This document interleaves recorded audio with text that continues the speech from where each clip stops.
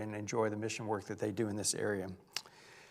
Robert Lewis wrote a great book a number of years ago, The Church of Irresistible Influence. And in this book, he tells a story about John Roebling. In 1851, many of the most famous and skilled engineers in our country thought that John Roebling was out of his mind. That was the year that Roebling began to work on an absolutely crazy project, building a bridge across the Niagara River Gorge. Everyone was predicting that this would be a disaster. The bridge would have to be 825 feet across and 200 feet in the air. Beneath the bridge would be the raging waters which were rushing towards the Niagara Falls, just a short distance downstream. The place where Roebling chose to build the bridge was right over a spot in which 37 million gallons of water per minute fell into the Niagara Gorge. The problem for Roebling was that no girders or bridge supports could be used because they would never survive the raging waters below. So the only possible solution was a suspension bridge. However, in 1851, suspension bridges were not trusted at all in the engineering profession. In fact, they were assumed to be disasters in the making. They shook in the wind, and after only a few years, they almost always twisted and fell into the waters they were trying to span. So there had not been much success in suspension bridges at that time, even for short distances. Many suspension bridges had recently collapsed all over the world. So when Roebling first proposed a suspension bridge, it was no wonder that most people were putting their money on the gorge, not on the bridge. The chasm was too great to cross. The risk was too great to attempt. You know, one of the main challenges for a church in our fractured world today is to focus on building bridges. Building a bridge to one another, to our brothers and sisters in Christ. Building a bridge to the community. And building a bridge to those people who need to experience the love and grace of Jesus Christ. These are all different constituencies with different needs and different areas of concern. And building bridges is always a challenge. So let's think about this topic for a few minutes this morning. Paul's charge to the church. Paul's charge to the church. Philippians 4:4-9 is definitely one of my favorite passages of Scripture. This passage could be called the Apostle Paul's charge to the church. It's one of the great passages in all of the Bible. And as we look at this passage for a few minutes this morning, it's important to know the context and the setting of this passage. The Apostle Paul founded this church in Philippi on his second missionary journey in 52 AD. He had great affection for the people in this church at Philippi, and Paul writes this letter to them while he was in prison in Rome awaiting his own death. The letter is a powerful encouragement to the Christians in Philippi as they face many challenges because of their faith in Jesus Christ, including the possibility of persecution and even death for them. It is also an appeal to unity within the church. So let me read this passage. Philippians 4, beginning in verse 4. I'm going to be reading out of the New Living Translation. Paul says, "Always be full of joy in the Lord. I say it again, rejoice. Let everyone see that you are considerate in all you do. Remember, the Lord is coming soon. Don't worry about anything. Instead, pray about everything. Tell God what you need and thank Him for all He has done. Then you will experience God's peace, which exceeds anything we can understand. His peace will guard your hearts and minds as you live in Christ Jesus. And now, dear brothers and sisters, one final thing. Fix your thoughts on what is true and honorable and right and pure and lovely and admirable. Think about things that are excellent and worthy of praise. Keep putting into practice all you learned and received from me, everything you heard from me and saw me doing. Then the God of peace will be with you." Paul's first charge to the church at Philippi, in a very real sense, a charge to those of you who are active participants and members here at Fairfax Circle Church, is to establish a culture of joy. Paul says, always be full of joy in the Lord. I say it again, rejoice. One of the most important things that church leaders can do with the vital assistance of members of the congregation is to shape a healthy culture for the church. Shape a healthy culture for the church. The culture of a church includes the way people relate to each other, the normal way that the organization operates, the atmosphere within the organization, the attitudes and leaders and of the teachers, and the attitudes of the people in the congregation, the values that are lived out by the people, not the values that are posted on the wall, but the values that are actually lived out by the people. A few years ago, William Vanderbloemen wrote a book entitled Culture Wins. The subtitle was The Roadmap to an Irresistible Workplace. And William served as a pastor of a large church in Texas, and then he changed careers and served as an executive for an oil and gas company in Texas. And he said that his church had a terrible culture and admits that the culture was partly his fault. At the oil and gas company, he learned what hump day was all about. You know, the workers trying to get over the hump in the middle of the week so they could make it to the weekend because they weren't really enjoying the work that they were doing. So William decided to start his own nonprofit company, which partners with churches to assist them in finding pastors and staff members, a headhunter organization, if you will, for churches. And after the company had been operating for just a few years, this company won the Best Culture Award for a small business within the United States. People loved working for his company, and churches loved doing business with his company. Now, William was not striving to win this award. He was not even aware they had an award for Best Culture for Small Business in the country. Thus, when he won the award, he went back and said, we must be doing something right, I guess. So he went back and looked over the last few years to try to decide what they had been doing that was positive. And he ended up writing a book about the book, thus the book that I mentioned to a minute ago, Culture Wins. Every church and every organization has a culture. However, most of the time, the culture of the organization is not intentional. You've got to remember that. Most of the time, the culture is not intentional. It just happens because it's the natural attitudes and actions of the leaders and the active members. So church leaders need to be more intentional in building the culture of their church. Of course, there's good news and there's bad news about building the culture of a church. The good news is that a church can have whatever culture the leaders and the people decide that they want to have. You can choose what kind of culture you want to have, and you can have that kind of culture. Hopefully, the culture will be, part of the foundation of the culture would be the fruit of the Spirit and things like that. But you can have whatever culture you want to have in the church. That's the good news. The bad news is that changing the culture of a church, or any organization for that matter, is not easy. It takes commitment, it takes persistence, it takes patience to change the culture of an organization. And remember, there's not one right culture for a church to have. Every church has its own personal style, its own approach, its own strengths. And so there's not one right culture to have. However, the Bible provides us with some basic qualities that any church should strive to have as part of the foundation of their culture. The Apostle Paul encourages us to always be full of joy in the Lord. Again, I say rejoice. So rejoicing and an atmosphere of joy should be part of the organization, I would think. In Ephesians 5:22, Paul tells us that the fruit of the Spirit is love, joy, peace, patience, kindness, goodness, faithfulness, gentleness, and self-control. All of those are qualities that would be really beneficial in the foundation of a church culture. I believe that these are great traits to strive for as we try to form the culture of our church. Remember, Jesus performed His first miracle at a wedding ceremony in Cana of Galilee. He turned water into wine. Did I say something wrong? And wine is a strong symbol for joy. So Jesus provided joy for that wedding ceremony in His day, and He's still providing us with joy in our churches today. He's providing us with joy if we will seek it, if we will ask for it, if we'll allow God's Spirit to infuse our hearts with joy, if we'll make joy a priority for our church culture.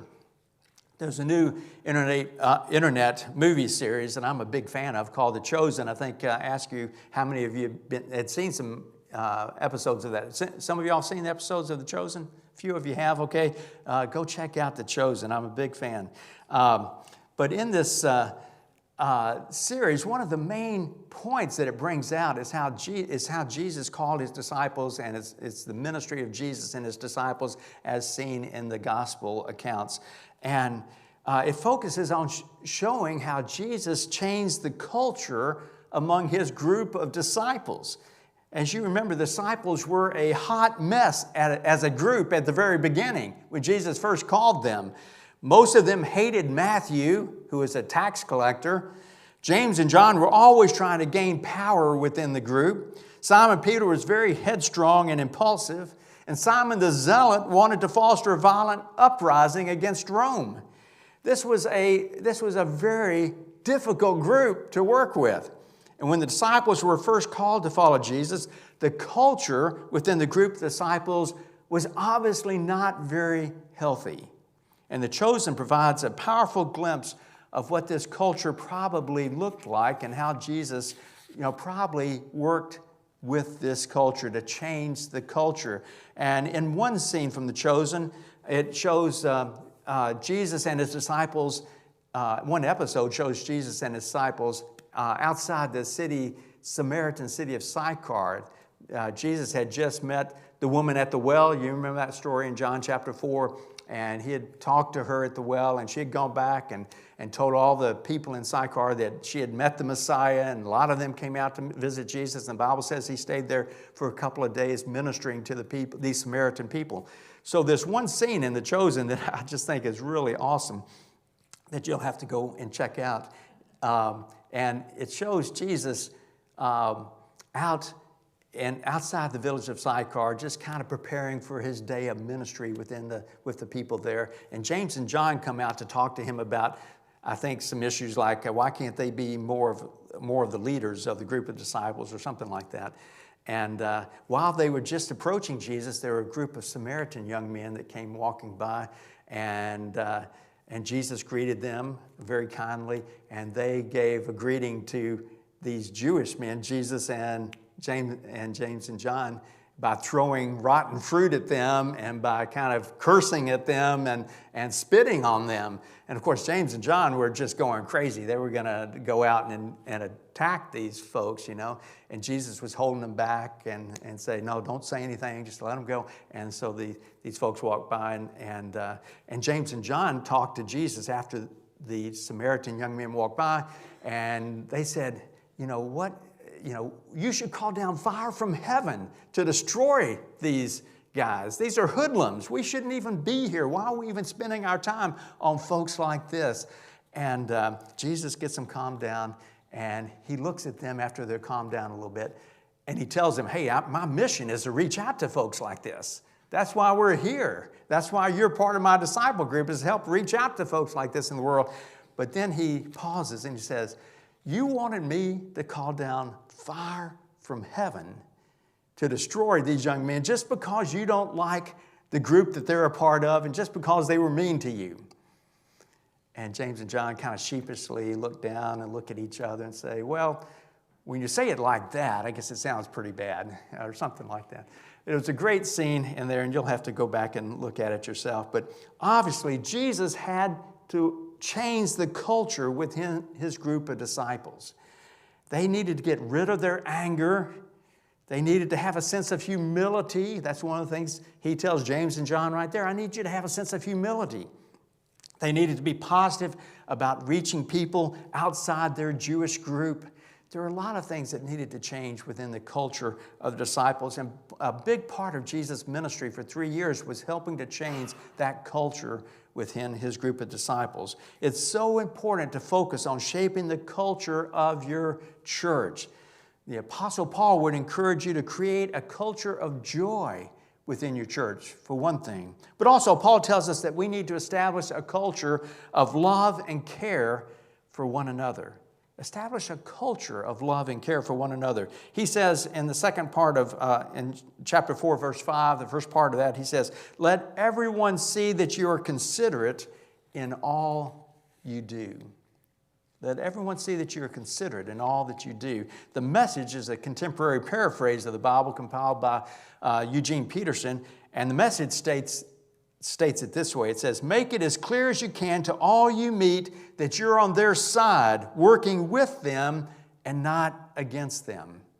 I like that paraphrase. The Amplified Bible translates this passage like this. The Amplified Bible says, let your gentle spirit, your graciousness, unselfishness, mercy, tolerance, and patience be known to all people. Well, I don't know about you, but that's exactly the kind of church I would like to be a part in, where people are looking out for one another, encouraging one another, supporting one another, affirming one another. Joyce Landorf wrote a wonderful book a long time ago entitled Irregular People. And in this excellent book, she emphasizes that there are basically two types of people in the world. There are basement people and there are balcony people. And she says that basement people are always trying to pull others down in life. They're always trying to pull people down to their own level of low self-esteem and despair and loneliness and heartache. These basement people are full of cynicism and criticisms and negativisms. They often think that they're just sharing the truth with you when they say things to you like, why can't you ever be good? Or why do you make so many mistakes? Or why can't you ever do anything right? Or why can't, that's the dumbest thing I've ever heard. Or just stuff like that to you, negative things that they pour out upon others around them. The world is filled with basement people.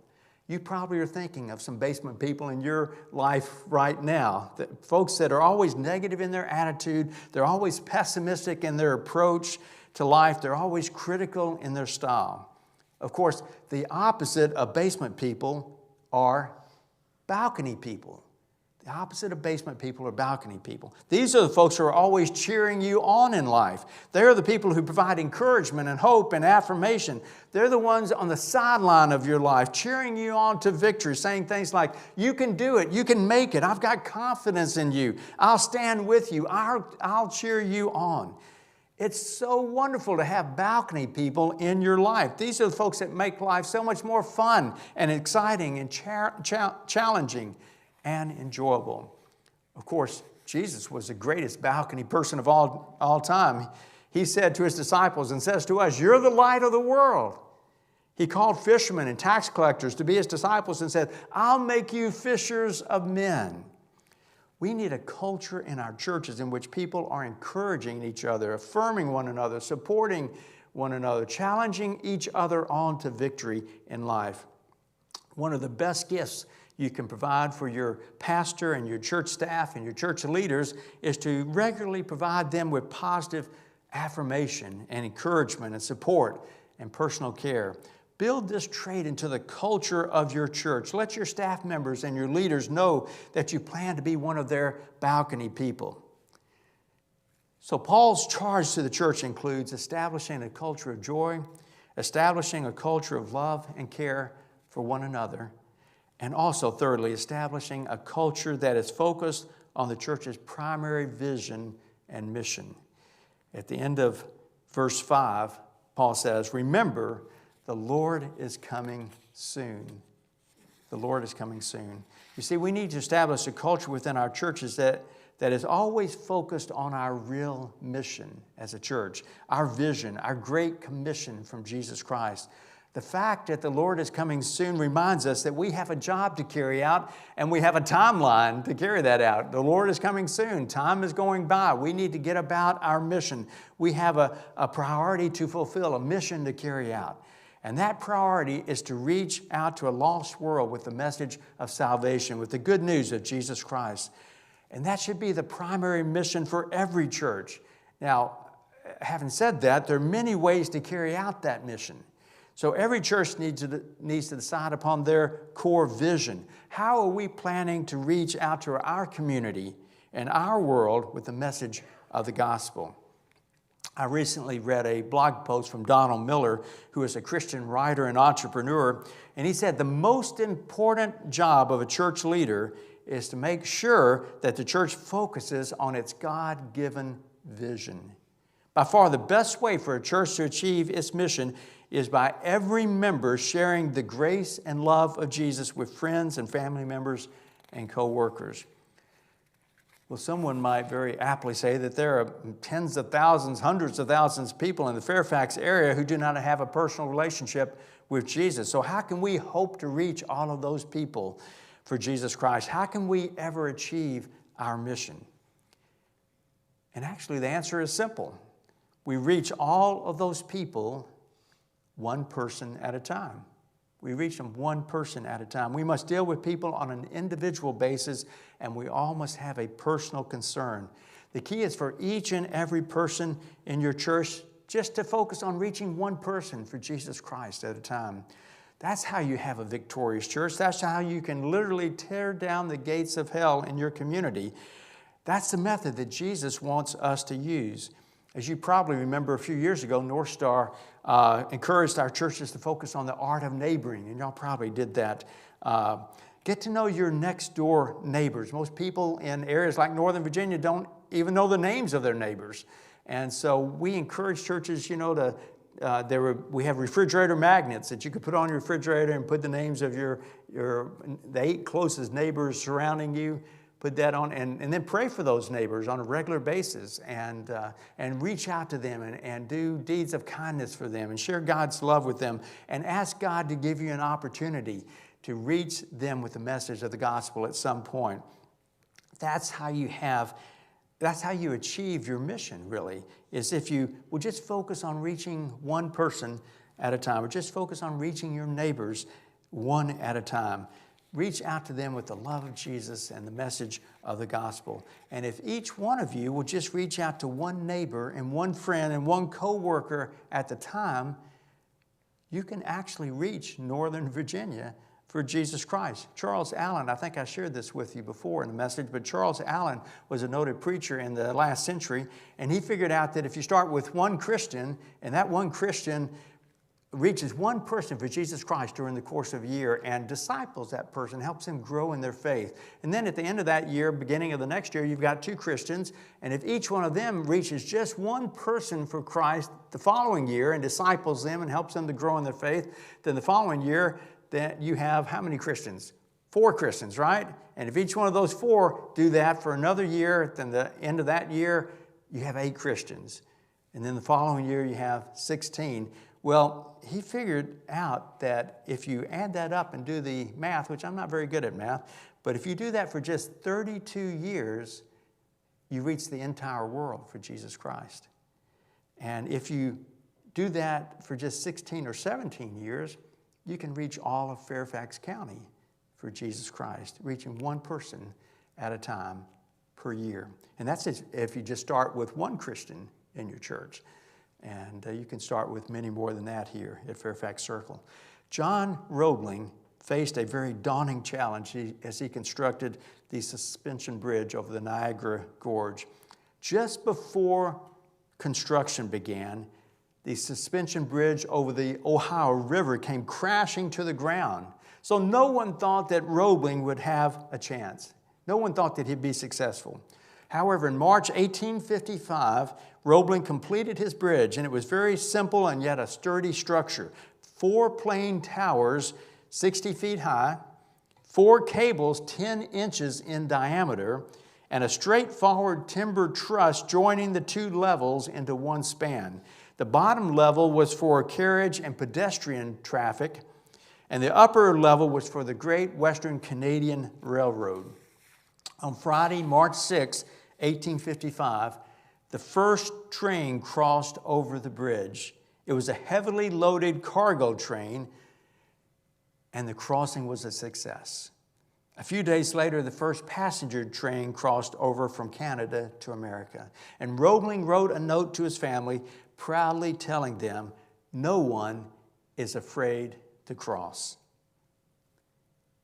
The role of a church is to build bridges to the congregation, to the community, and to the world. It's a daunting task, sometimes a perilous task, but with God's help and with God's power, this critical task can be completed. And my charge to you, those of you who are actively involved here at Fairfax Circle Church, is to be about the task of building those bridges. Establish a culture of joy.